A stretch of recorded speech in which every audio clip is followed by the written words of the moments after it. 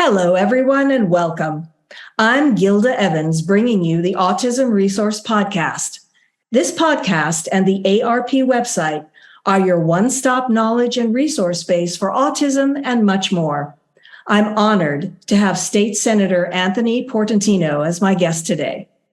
Senator Portantino proudly represents California's 25th State Senate District, which includes places such as the Rose Bowl, Jet Propulsion Laboratory, Griffith Park, Warner Brothers, Disney, Caltech, and the Claremont Colleges. Supporting public education, mental health, and sensible gun control have been priorities for the senator during his time in office. His accomplishments include increasing funding for special education and the K-12 local control funding formula. In addition, his efforts have created a science fellowship in the state capitol and established a unique partnership between the University of California and historically Black colleges and universities. Senator Portantino currently serves as the chair of the Senate Appropriations Committee and a select committee to foster trade between California, Armenia, and Artsakh. Welcome, Senator, and thanks so much for taking the time out of a very busy schedule to join me today. Well, happy to be here, Gilda. Thank you for having me on to talk about an important topic. Absolutely, absolutely. And thank you for allowing me to call you Anthony for the purposes of this interview. I appreciate that. You know, my mother told me a long time ago, the day you think you're important, you're not. So I don't need the title. Thank you. Your mother sounds like a very, very wise woman. So to begin with, tell me, what do you feel is needed to support individuals with autism and other neurodiverse conditions? Well, I think we have to just, as a society, recognize that we have to do more for all of our children and all of those who have struggled. And, you know, every year we learn more nuanced information and intelligence and data about children with neuro issues, autism, fetal alcohol syndrome disorder, dyslexia, whatever it is. We're learning more, and we have to be nimble enough from a legislative / regulatory healthcare driven bodies to deal with the changing landscape as we learn more about what challenges our children face. And you know, with autism, we took great strides in insurance coverage years ago when Senator Steinberg, wrote a bill to require insurance to cover applied behavioral analysis as a covered treatment. But other, doctor-prescribed, evidence-based ways of helping autistic children aren't covered by insurance. So I think we really need to sort of drill down and say, what are the evidence-based treatments? What options do parents have to care for their kids and give them, the early interventions they need? And we need to make sure that those are covered by insurance. Absolutely. I agree with you about that. So based on what you've just said, then, can you please share your thoughts about the importance of advocating in California and frankly, across the nation? Well, the role of the advocate is to make policymakers do better, is to engage in the process. And clearly there's no stronger advocate for a child than their family members, whether it's a grandparent or a parent or a sibling. Everyone should be advocating for the well-being of their family members and talking to policymakers across the board and letting them know what's working, what isn't working. Many of us use personal experiences of how we, think about legislation. Years ago, I had a brother who we lost to suicide, and I learned a lot about the system when I was dealing with my brother in the system. And, that became the genesis for legislation that I've done, my personal experience. So what I would say to family members is be advocates and share the personal experience. Let policymakers know what works and what doesn't work, and more importantly, what is needed to address the acute situations that you're facing. All right. So then let's discuss some of the legislation that you've been involved with personally, specifically SB 562 and SB 1207. Can you talk about those for just a bit? I can talk about multiple legislative proposals. I mean, we have been trying for years to get medically necessary doctor-prescribed autism treatments, science-based treatments covered by insurance. We've also been very much involved in trying to bring more training and the ability to deal with issues to our schools. You know, we want school personnel to be trained in mental health first aid. This year we changed our state law to require students with fetal alcohol syndrome disorder to have their own IEP. And so little by little, we're knocking on the door. You know, I think that the effort to bring,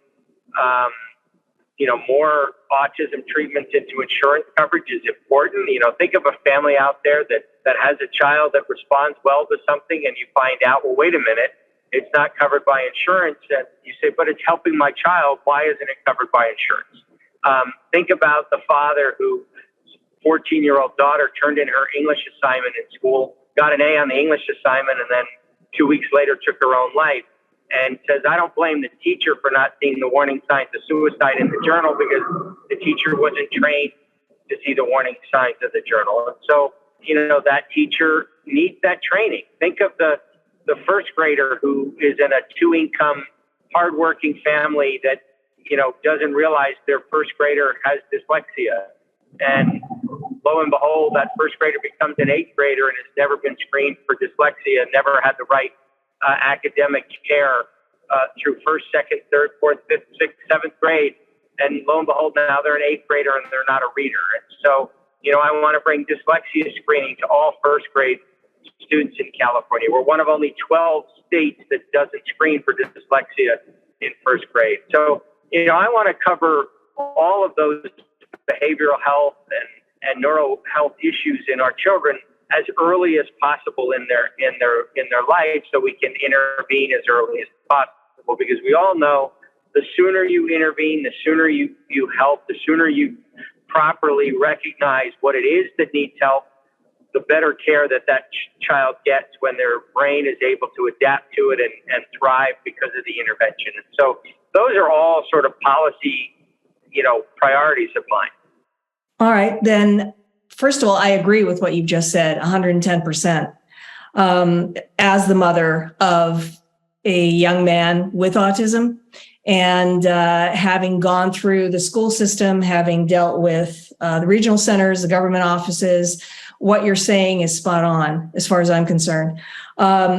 So you've touched on it just a little bit, but can you expound a bit about your ideas for future legislation?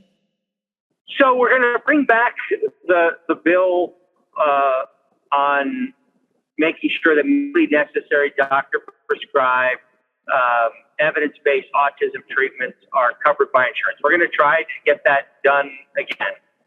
We are going to bring back I have a bill that mandates that all first graders get screened for dyslexia in California. And, you know, there was one particular assembly member who blocked that bill. I mean, it got out of the Senate, I think 38-0, bipartisan support, strong support. And there was one assembly member who refused to give it a hearing. And so he knew it would get passed if it came up for a vote. So he just didn't bring it up for a vote.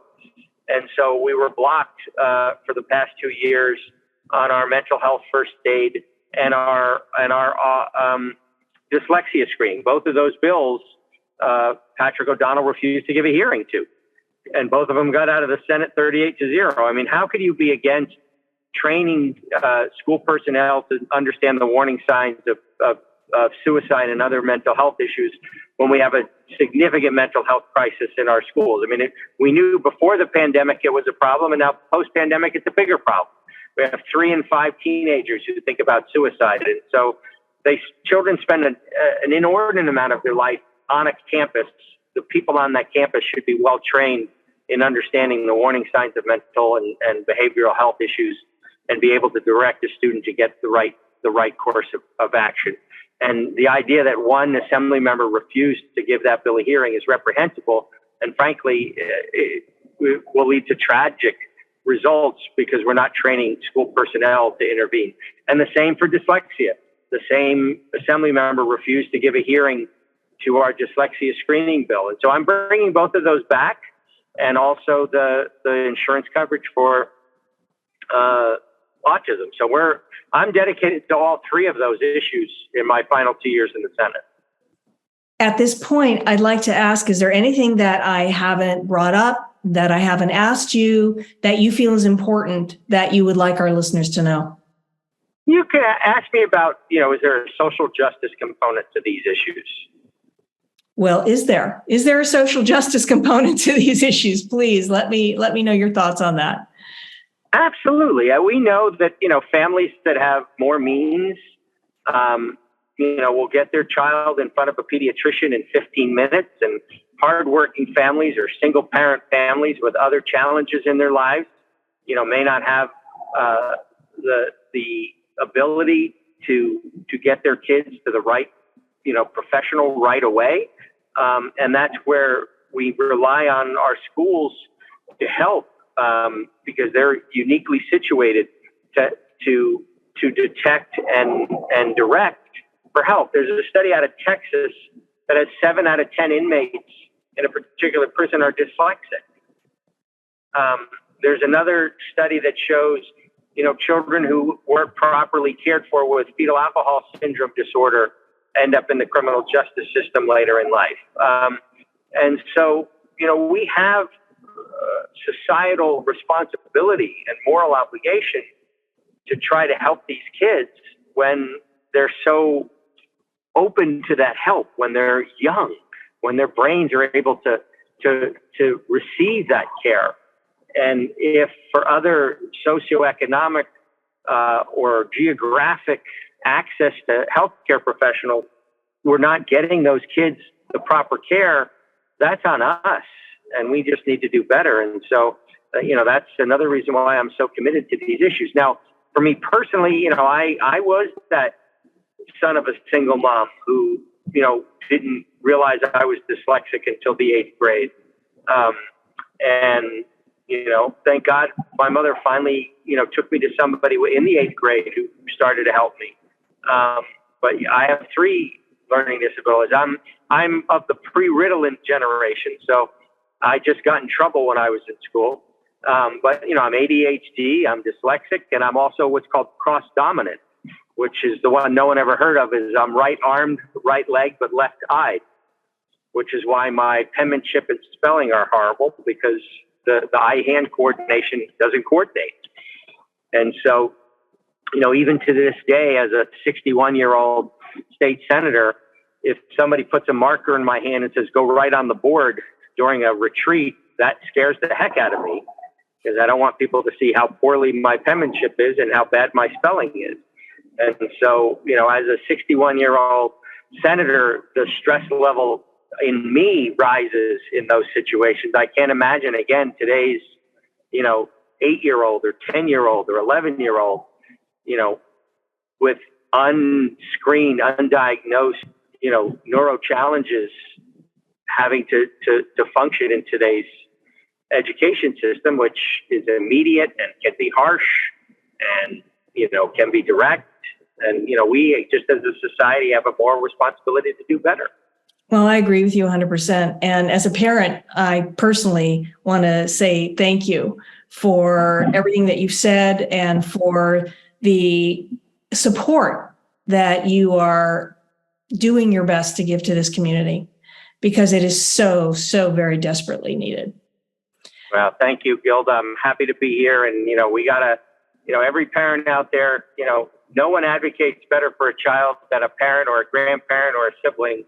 And, we need to do that. One thing we didn't touch upon was the whole mental health versus physical health in schools. And, last year I was able to get a bill signed by the governor to have mental health treated equally with physical health. And I tell the story that when I was doing an editorial board interview, an editor asked me, would I be concerned about a parent, lying on the absentee note with a child struggling with a behavioral health or mental health issue? And I said, the fact that you don't assume the parent would lie because Johnny had a cold, but you would assume the parent would lie because Johnny has depression, underscores the reason why we need the bill, because that's the kind of stigma that we need to get rid of. You know, physical and mental health should be treated the same way. And the fact that an editor from a major newspaper would ask such a dumb question underscores why we need to do more with mental health awareness and just destigmatize mental health. And, you know, one of the things I learned after my brother committed suicide was how many people came up to me and talked to me about their own family struggle with mental health and suicide. And, you know, it wasn't until I joined the club and became a survivor that people were comfortable talking to me. And again, that just underscores how important it is to get that conversation out of the shadows and out of the darkness and on the forefront. You know, we'll go to a social gathering and we'll talk about our weight. We'll talk about our cholesterol. We'll talk about, you know, other physical issues, but we won't talk about mental health challenges. And we got to get away from that. We got to be open and honest as a society to deal with those issues as well. And I agree with that also. It's amazing once you feel comfortable in discussing those topics. And once you reach out to other people, it's amazing how many people have been touched by a loved one, a family member, someone they know, or themselves with mental health issues. And to have to feel stigmatized or ashamed of that is absolutely wrong. Absolutely wrong. Right. These issues know no boundary. They know no geography. They know no socioeconomic status. They affect everybody. Absolutely. So then tell me, how can our listeners reach out to you if they have issues, if they have questions, if they want to advocate? So they can contact me through my state website. Just Google Anthony Portantino and the official 25th State Senate District website will come up. They could call my district office if they have a district issue, which is 818-409-0400. So either contact me through the website or call my office. And, you know, we're happy to help to the best of our ability. I can't make any promises that we'll be able to help whatever your situation is, but I can tell you we try our best. Well, thank you so very much, Anthony, for your time and for sharing your thoughts with us today. And please come back soon and give us an update. All right, Gilda, my pleasure. You be well. And you as well. If you like what you hear, please subscribe to the podcast. You can find it on Apple iTunes, Amazon Music, Google Podcasts, Spotify, and other popular platforms. Don't forget to follow us on Facebook, Twitter, and Instagram. And you can always access us and other great resources on our website, autismresourcepodcast.com. I want to thank our listeners for spending a part of their day with us. This is the Autism Resource Podcast, and I'm Gilda Evans, reminding you to take care of yourself and that special person in your life.